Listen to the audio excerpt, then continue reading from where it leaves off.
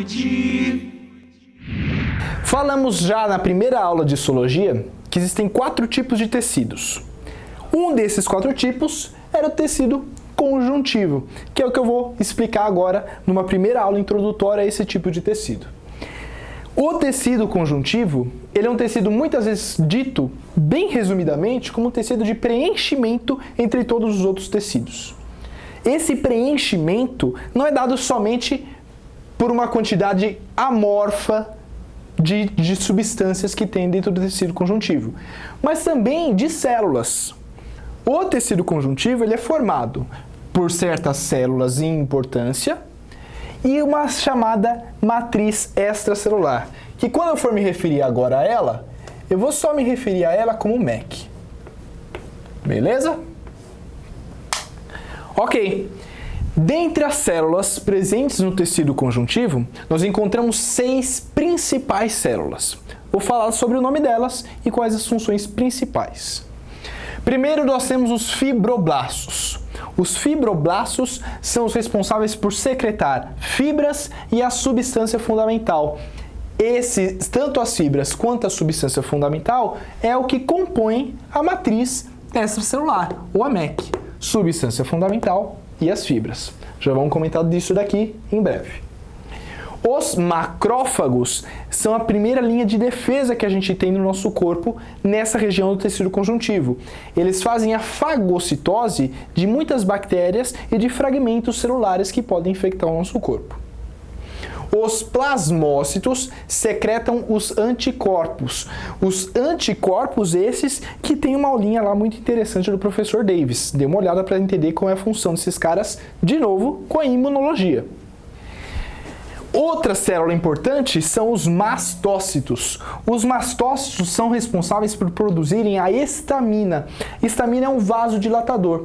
Então, muitas vezes ligado à infecção ou ligado a um ferimento, essa substância histamínica, ela vasodilata os vasos próximos à infecção para que várias outras células sejam recrutadas para controlar imunologicamente aquilo lá. Ok. Os adipócitos, tecido adiposo, então já lembra de gordura, são as células responsáveis pelo armazenamento de gordura.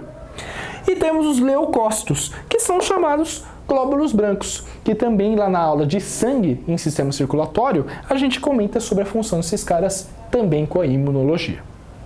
Beleza.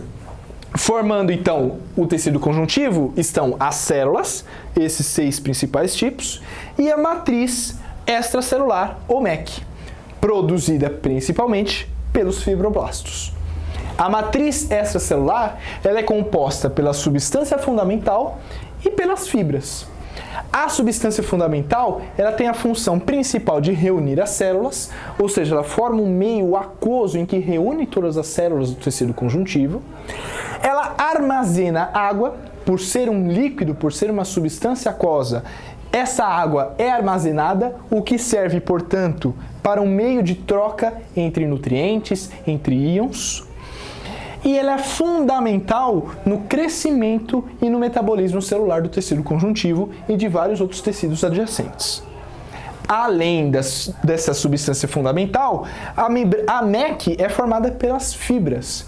Essas fibras principalmente têm a função de reforço e sustentação do tecido conjuntivo. Elas podem ser de 3 principais tipos. Fibras colágenas, que dão força, resistência e também provém alguma flexibilidade para o tecido conjuntivo. As fibras ditas elásticas, que fazendo o tecido conjuntivo como uma unidade dinâmica tecidual, ela provém elasticidade a ele. E as fibras reticulares, elas sim dão esse reforço e sustentação mais forte, a sustentação dos vasos preenchidos dentro do tecido conjuntivo. Isso a diferença dessas reticulares com as colágenas é que as colágenas têm colágeno, só que eles são dispersos menos uniformemente. As reticulares também têm colágeno, mas eles estão dispostos em feixes, o que delimita uma menor flexibilidade e essa maior sustentação do tecido conjuntivo. Fácil, né, pessoal? essa é a visão geral que nós temos do tecido conjuntivo. A gente ainda vai tratar um pouquinho dele, então espero vocês nas próximas aulas.